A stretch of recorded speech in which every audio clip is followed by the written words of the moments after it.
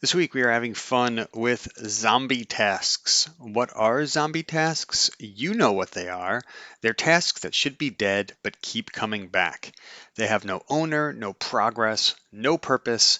They shuffle from meeting to meeting, moaning, status update. Everybody avoids eye contact when they appear on the dashboard. They consume resources without results, and you can't kill them with bullets or bullet points, and they love nesting in legacy spreadsheets. Folks, these are action items that don't have dates. They're risks that have been on the risk log for months. They are issues that don't have a resolution. They're just tasks that will not die. And how do you spot them? Well, there's a couple ways. They are either assigned to TBD for several quarters. Maybe the update was waiting on feedback and it named somebody who no longer works at the company. It could say, well, it's 2 hours and that was 6 months ago, or the status is in progress, but nobody really knows what that means or what is progressing. It is mentioned in several stand ups, maybe not every one. It has its own calendar invite to talk about. And it just smells like old scope and broken dreams. You know what they are when you spot them.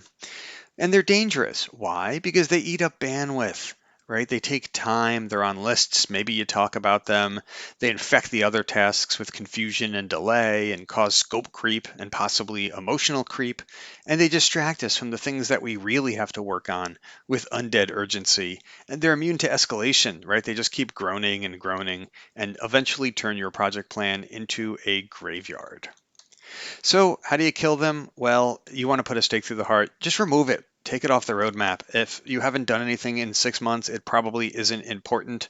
Although, if you're worried about that, you might want to assign somebody to investigate it and ask the question, look, what happens if we didn't do this, right? It's been on the list for a while. It can't be that important. And maybe replace it with a fresh living task, right? And a real owner that still works at the company. You might want to hold the review meeting. You might want to use some garlic, or in this case, Jira filters or SharePoint filters to keep them away. And if all else fails, just bury it and don't speak of it again. And look, that's how we're going to survive this zombie apocalypse. We will keep our backlog clean and blessed. We'll make sure that our tasks are updated with owners that still work at the company and deadlines and purpose. And we're just not going to give attention to the zombie tasks. Right now, look for signs of reanimation in old project plans. This could also be decisions that you make that keep coming back because people want to relitigate the decisions.